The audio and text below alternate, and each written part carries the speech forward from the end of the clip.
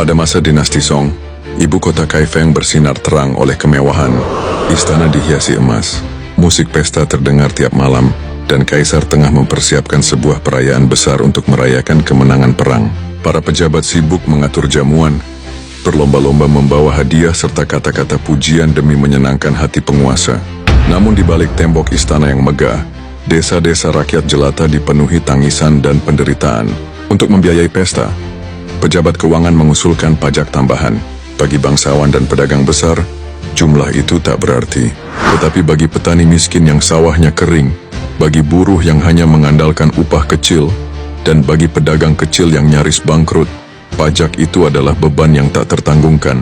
Musim paceklik membuat panen gagal.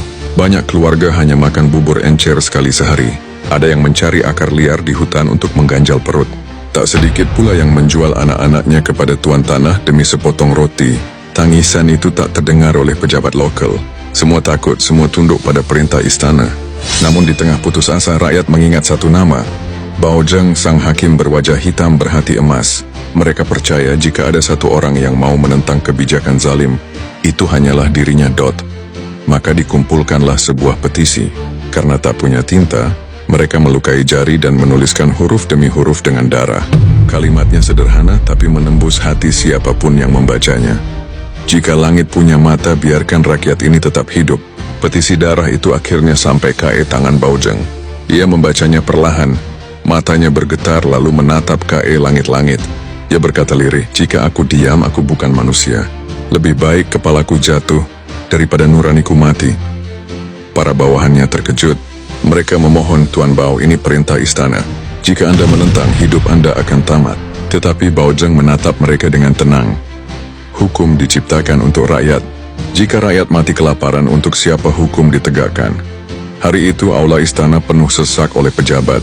Mereka membawa hadiah emas, puisi indah, dan ucapan manis. Semua berlutut serempak. Semua memuji bahwa pajak tambahan adalah kebijakan bijak.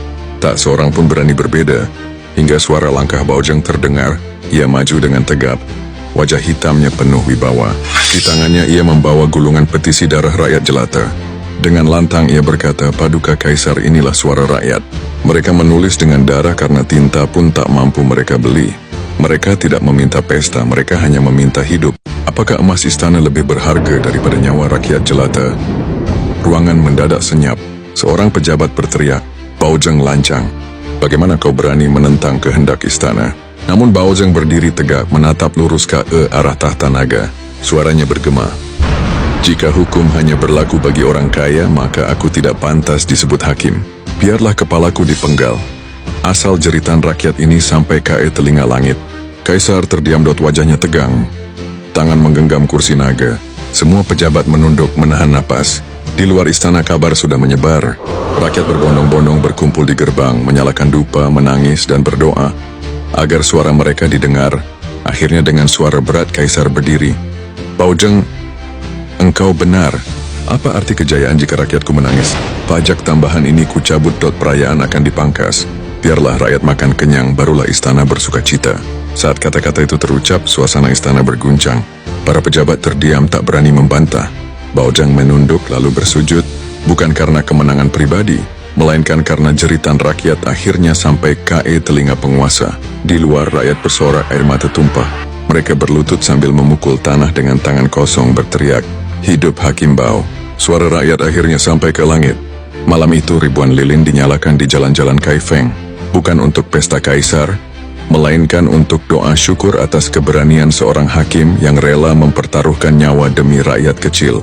Sejak hari itu, nama Bao Zheng dikenang abadi.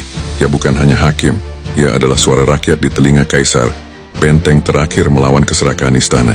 Dalam dunia penuh ketidakadilan, pernah ada seorang pria berwajah hitam yang berdiri sendirian, dan keberaniannya membuat langit pun berpihak pada rakyat.